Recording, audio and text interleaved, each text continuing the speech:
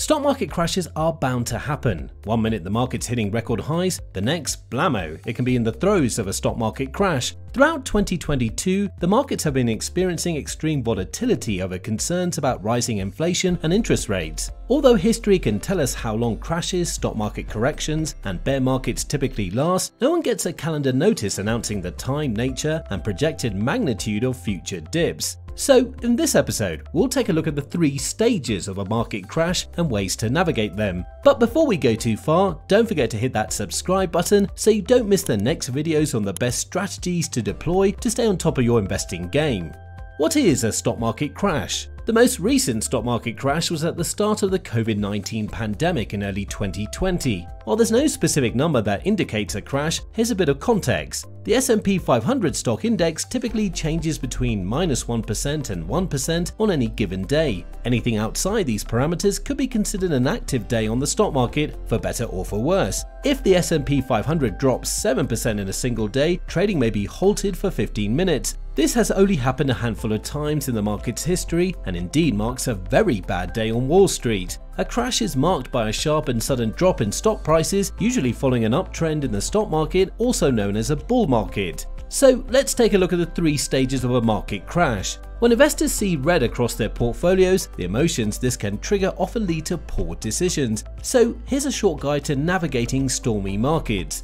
Stage 1. Before the crash. Over the past few months, there's been plenty of speculation about when the next market crash is likely to occur. Despite fears that political uncertainty both in the UK and overseas will lead to market turmoil, the FTSE 100 index of Britain's largest companies has generally proven resilient year to date, although there have been bumps along the way. However, past performance should never be seen as a guide to the future, and there are no guarantees that the index will continue to perform strongly, and it might fall. In the world of investments, a crash or a severe market fall is often referred to as a market correction. This correction is typically defined as a fall of at least 10% from a recent high.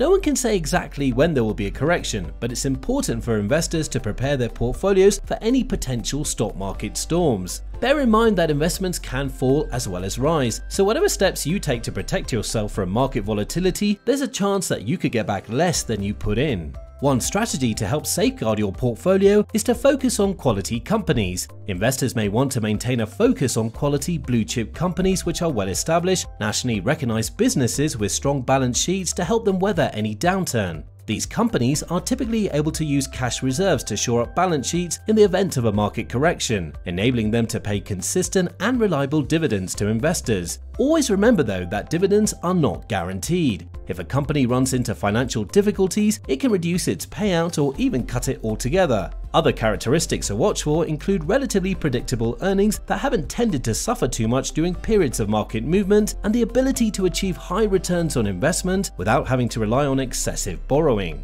Part 2. When markets head south. We all worry about money. It's easy to understand why one would be worried about having little or no money, but we also worry when we have money. This is especially true if our money is invested in the stock market and there's a market crash. One way to navigate this stage is to focus on making long-term investments. When markets head south, a few questions come up every time.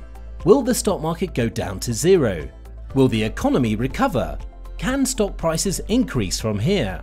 Every time the answers are the same. The stock market does not go down to zero, the economy always recovers, and stock prices go up, reaching new all-time highs. While short-term volatility is inevitable when you're investing in equities, how this volatility affects you depends solely on you. If you're investing for the long term, these ups and downs in the stock market should not bother you. So if you're investing for the long term, you should keep a level head and not pay too much attention to market movements. Instead, focus on your behavior by doing the following.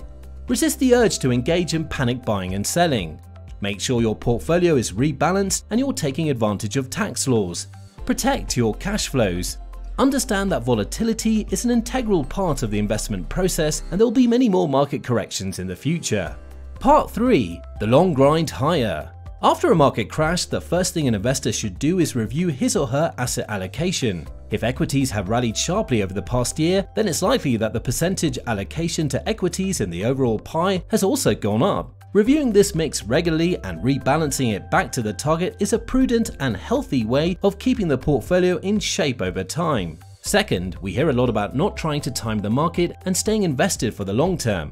However, the long term is different for each person. When keeping a specific financial goal in mind, it's important to have an idea of both the money value and the time horizon of the goal. If an investor has a financial goal that is due in the next few years, then it would be important to look at how much closer the high returns of the past year have brought them to his or her targeted corpus. Markets can go up or down. If the markets go up, then the investor could have an even higher portfolio value. However, if the markets go down, the investor will have missed out on a chance to realize some of the gains that have brought him or her closer to their financial goal. If the time of the financial goal is coming up soon, the investor should carefully consider whether the risk of volatility of the market is worth the risk of not meeting his or her financial goal. In short, trying to predict and time market movements is a strategy based on hope and fear and things that are out of the investor's control, whereas asset allocation and linking investments to financial goals are far more quantitative metrics that are in the investor's control. This is key when thinking about making changes to the portfolio. A stock market crash offers investors a unique opportunity to grow their wealth, but to take advantage of this crash, you must have a plan in place before the crash happens. The strategies discussed in this episode are designed to help you not only weather a market crash better, but also make sure that you can grow your wealth significantly when a market recovers at a later date. That's it for this episode. Please give us your feedback in the comments section below. To watch more episodes on financial topics like this, hit that like and subscribe button. If you want to support us even more, buy us a coffee from the link in the description. Good luck and see you in the next episode.